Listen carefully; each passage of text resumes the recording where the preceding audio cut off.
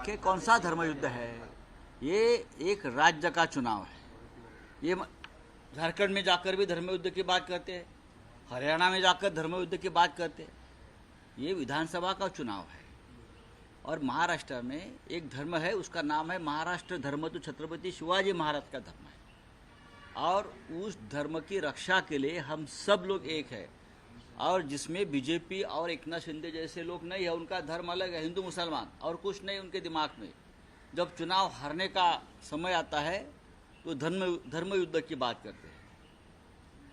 भाई दूसरी भी एक बात देवेंद्र जी ने कही, महाराष्ट्र के चुनाव में हम पाकिस्तान पर तिरंगा लहराएंगे।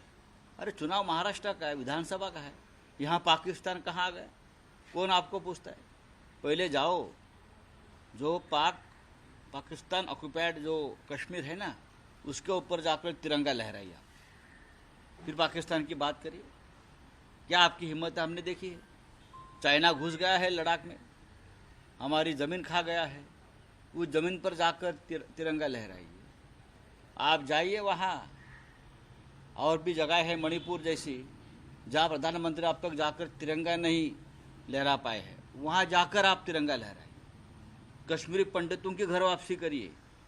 ऐसे बहुत से वादे आपने किए हैं। संविधान की रक्षा कीजिए। कौन सी धर्म युद्ध की बात आप करते हो? आपको क्या धर्म के बारे में मालूम है? आप तो धर्मद्रोही है। एक राष्ट्र धर्म है, एक महाराष्ट्र धर्म है, जिसके लिए हम लोग जान देने को तैयार है।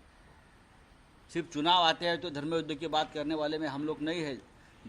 किसी ने उसका उपचार करना चाहिए, जांच करनी चाहिए, ये लोग क्या बोल रहे हैं। चुनाव आते हैं तो धर्म युद्ध की बात करते हैं। हाँ,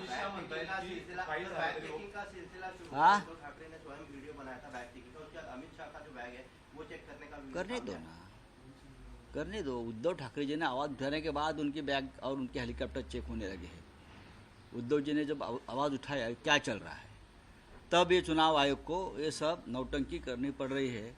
लेकिन पैसे का लेन देन डिस्ट्रीब्यूशन जोर से चल रहा है पुलिस के चौकीदारी में।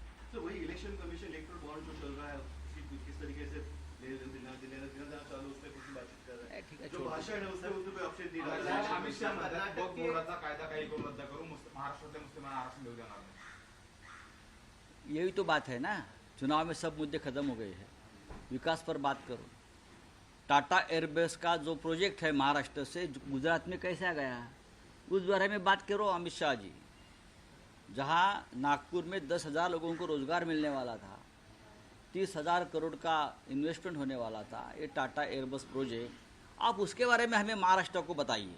ये वक्फ बोर्ड वगैरह बात हम देख लेंगे, वो सेंट्रल का विषय है, इस राज्य का विषय नहीं है। Sir, all India personal law board के मौलाना है, उन्होंने कहा है कि वोट जिहाद के जो सर्वोच्च सेनापति है वो शरद पवार है। उद्धव ठाकरे का भी नाम उन्होंने लिया है, जिसको लेकर अब बीजेपी जो है सीधा देखिए, ये सब बीजेपी के लोग बीजेपी के पेरोल पर होते हैं, ऐसे कुछ लोग होते हैं, वो बात करते हैं, उसके ऊपर ध्यान मत दीजिए।